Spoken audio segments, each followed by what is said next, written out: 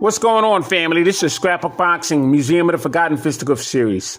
Today I want to talk about Steve Benoist. They called him the Gink. He was from the Bronx, New York. Steve Benoist had two brothers, Sal Benoist, and he had a brother by the name of Mike. Mike Benoist is to your left.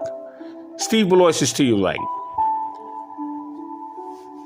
And Mike Benoist became featherweight champion of the world.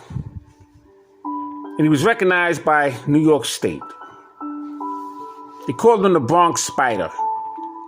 He was born February 18th, 1911, and he died June 2nd, 1969. He stood 5 foot 5 inches and he weighed 122 to 132 pounds. Now, I never met Mike Benoist. Obviously, he died in 69. But I did meet his brother, Steve Benoist. He died in 84. And it was a very good experience. Learned a lot from Steve Benoist. But Mike Benoist was in a ring with fighters such as Henry Armstrong. He fought Armstrong 3 times. Petey Sarin. Petey Sarin was featherweight champion of the world and he lost his title to Henry Armstrong in 1937.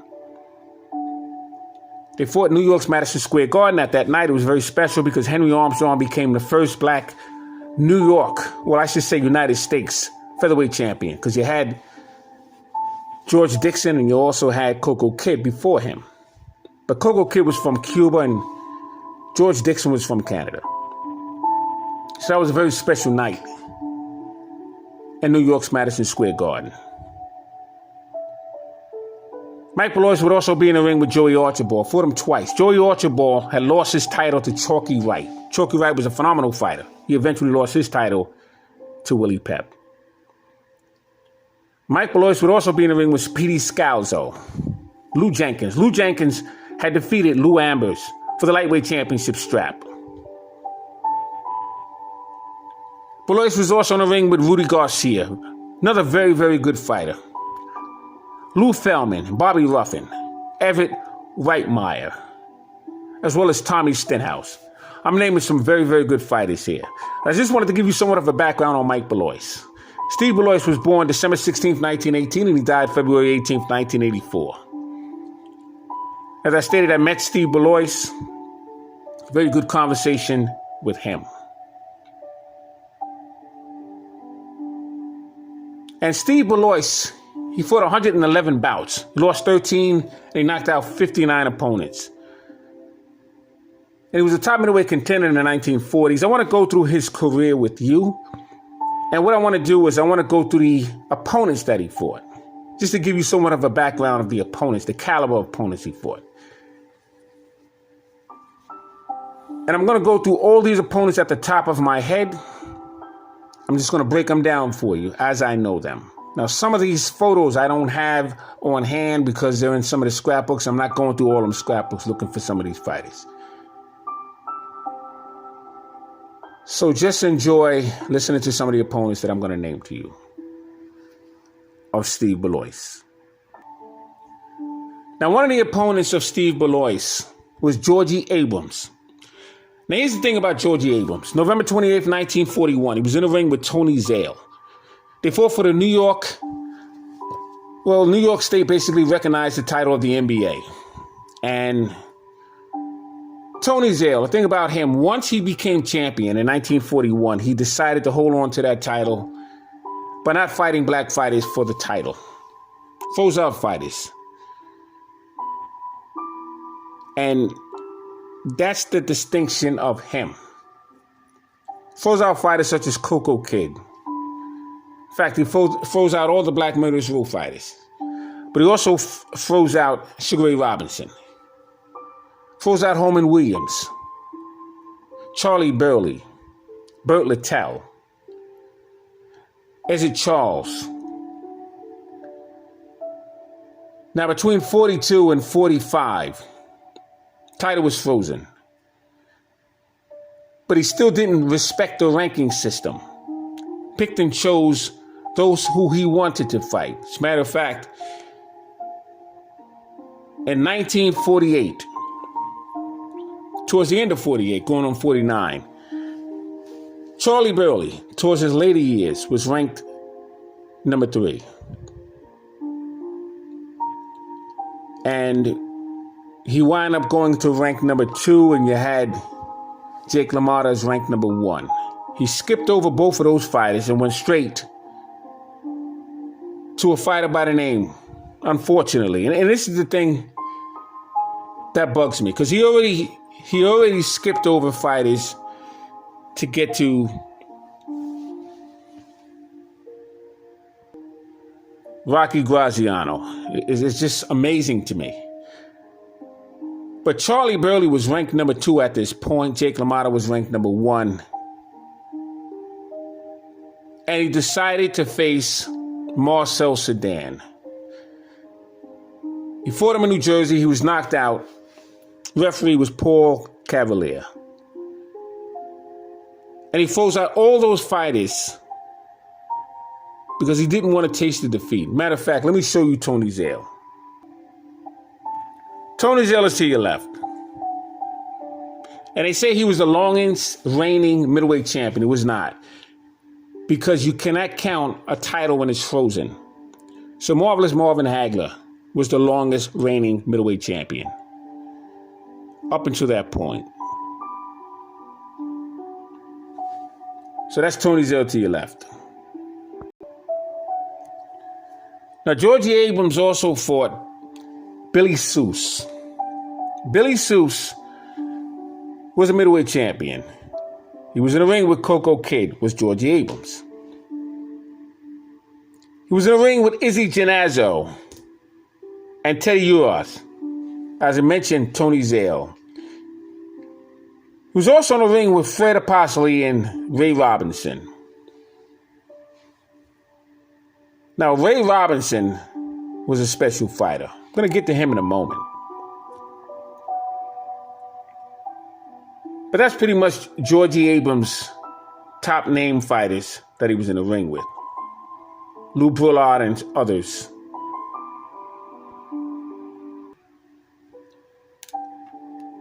Steve Benoist was also in the ring with Izzy Genazzo. He was born January 31st, 1915.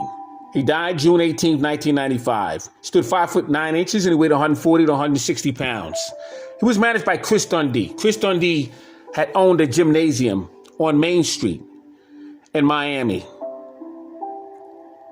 He was an older brother of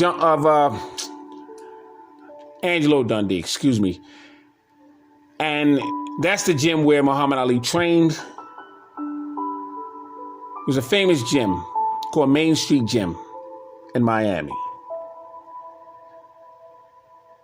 And Izzy Genazzo was recognized as welterweight champion by the state of Maryland, interesting enough. But he was in a ring with Ralph Zanelli, Dynamite fighter, Freddie Dixon, Safina Garcia, Johnny Jadek. Johnny Jadek was a junior welterweight champion. Safina Garcia was a middleweight champion. And there was issues with him and Armstrong in 1940. George Blake was the referee, and they robbed Armstrong by just taking away 5 rounds from him, making it a draw out of 10 rounds. But Izzy Genazzo was also in the ring with Holman Williams. I have him ranked number 1 as the greatest black murderous row fighter. No question about it. He fought him 3 times. He was in the ring with Coco Kid. I have Coco Kid ranked number 3 as the best black murderous row fighter. And number 1 is the best Puerto Rican fighter of all times. He was a colored welterweight and colored middleweight champion. Matter of fact, Coco Kid was in the ring 14 times with Holman Williams. I mean, that's amazing. Amazing. He fought all the black murderers row. He was always ranked number 7. They wouldn't rank him that much higher because he was the problem of the black murderers row. Izzy Genazzo was also in the ring with Jimmy Leto, Johnny Green, Sugar Ray Robinson. Fought Ray Robinson 4 times. Lost all 4 times to him. So Izzy Genazzo was a fantastic fighter.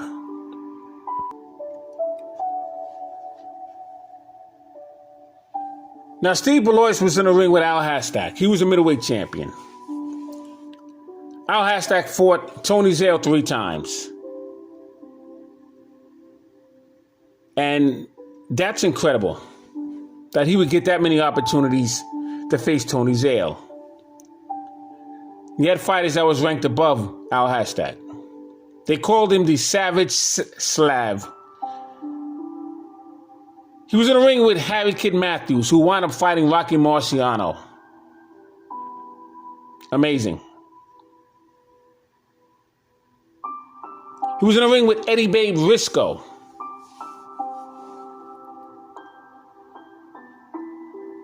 Al Hashtag was the NBA middleweight champion and a light heavyweight champion in Texas. He stood 6 foot, weighed 144 to 168 pounds. He fought Steve Benoist twice, Sully Krieger, Freddie Steele. Freddie Steele was a middleweight champion, so was Sully Krieger. Alan Matthews and Georgie Abrams, as well as Baby Joe Gans. Al Hashtag and Steve Benoist. He was in a ring with a fighter by the name of Tommy Bell. Now, Tommy Bell, this is an interesting story. He was born March 13th, 1923 in Youngstown, Ohio. He stood 5 foot 7 inches and he weighed 145 to 147 pounds. He was managed by Chris Dundee as well. As an amateur, he was 22-3. Had a fighting career record as a professional, 51, 29, 3, 1 draw with 32 knockouts. And he'd be in a ring with Sugar Ray Robinson twice. Now, he fought Ray Robinson in 1946 for the welterweight championship strap. He was ranked number 7. He was boosted up to ranking of number 1. And when he fought Ray Robinson, you couldn't hear a pin drop when Robinson was dropped. I believe it was the 6th round. My grandfather was in the audience. He told me that story. When I met Ray Robinson, I asked him that story as well. And it was a special night. And Robinson was on his knees, one knee. As the count was going to 5, 6, 7, 8, he got up. And the ability to dance and move and jab and slip and slide, and it was unbelievable. It was the greatest boxing exhibition that round that my grandfather told me he ever saw. And that's when he knew the greatness of Ray Robinson. Because he was clearly hurt when he was dropped. And after about 20 seconds, he opened up with combinations beyond belief. That fight wound up going the distance. But that fight was talked about for a very long time. And I believe that's when the ducking game really started with Ray Robinson. Against Ray Robinson, I should say. Because all the great work that he has done up until that point. But that showed everybody the ability that Ray Robinson had. It was around that time he was named pound for pound. Because see, the word pound for pound is misused today. Most people don't even understand what it means. You see, boxing is in squares. Everything is in fours in boxing.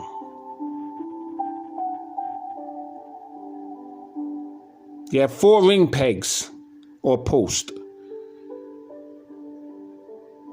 You have 4 criteria of scoring.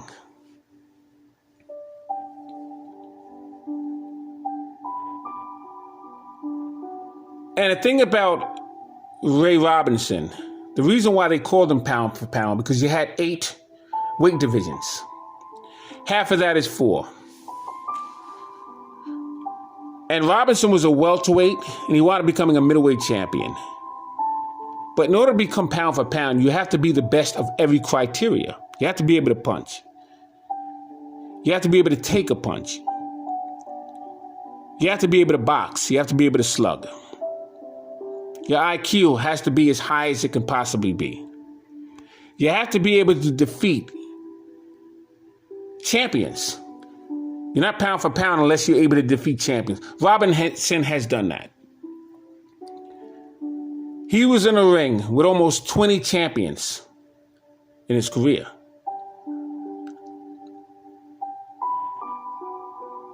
And it was placed for Ray Robinson because you couldn't give it to a heavyweight because they were punchers, and you couldn't give it to a lightweight or a featherweight because they were movers, fast with their hands and what have you. So you had to package everything in one fighter. And you meet it in the middle, somewhere between welterweight and middleweight. And Ray Robinson was given that title, rightfully so. So when I say my best fighter is Sam Langford, ranked number 1, Harry Greb, ranked number 2, that doesn't mean they're the greatest pound-for-pound fighters of all times. Ray Robinson will always hold that distinction. And I think that's the misinterpretation that most people have. These fighters today, no matter who you name, Mayweather, they're not pound-for-pound the greatest. Mayweather couldn't punch at welterweight. And this is what most people fail to understand. Let me move on. Now, Steve Benoist was also in the ring with Anton Christophoudis. He was a light heavyweight champion when he defeated Milo Bettina for the NBA light heavyweight championship strap. He faced Jimmy Bivens and Johnny Coulon, Lou Billard, Safina Garcia, Gus Lesnovich. That's when he lost the light heavyweight championship strap, NBA version. He was in the ring with Ezard Charles and Lloyd Marshall. Pretty good fighter was Anton Christophoudis.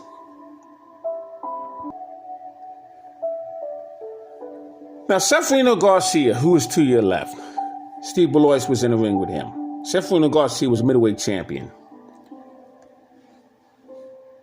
And Safina Garcia was in there with everybody. Billy Seuss 3 times. Barney Ross. He fought him 3 times. Izzy Genazzo. Fred Apostoli. That's who he took the middleweight championship belt from.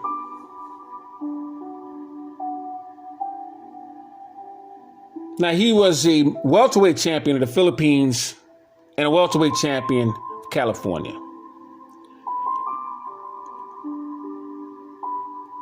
And he was in the ring with Alan Matthews and Kid Azteca. He was a dynamite Filipino, he was. Had way over 100 fights. King Tut.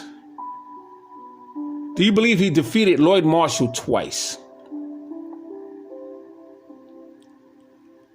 He was in the ring with Dick Foster, young Peter Jackson, Ken Overland. Henry Armstrong he was in the ring with several times. Had 1 draw with him and 2 losses against Armstrong. He was in the ring with Freddie Steele. Freddie Steele was from Washington.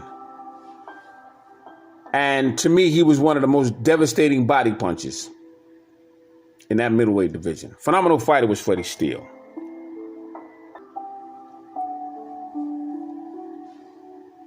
Now, Steve Benoist was in the ring with Sugar Ray Robinson.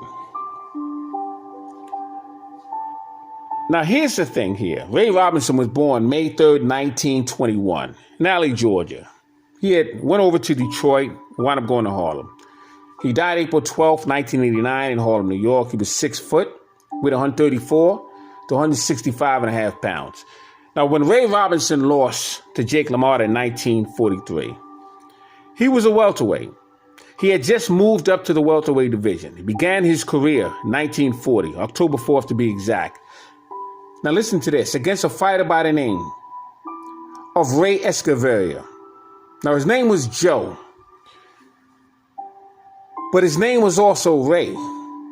And the reason why that name Ray wasn't on the bill was because Ray Robinson wanted to be the only Ray in that particular fight. And that was his first fight because he was a commodity.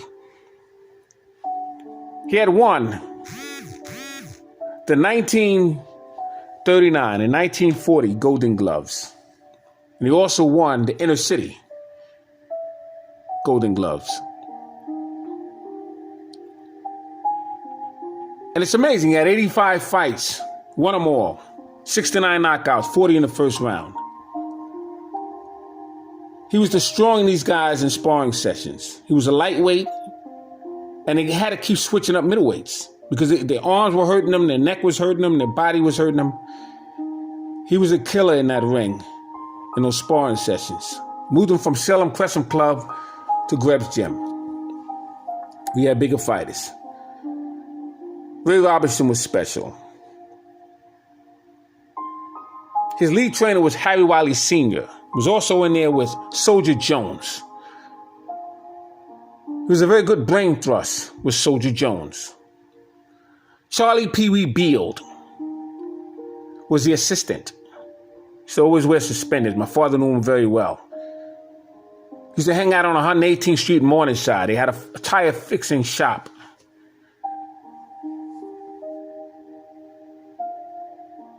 And Ray Robinson was in a ring with Sammy Angot.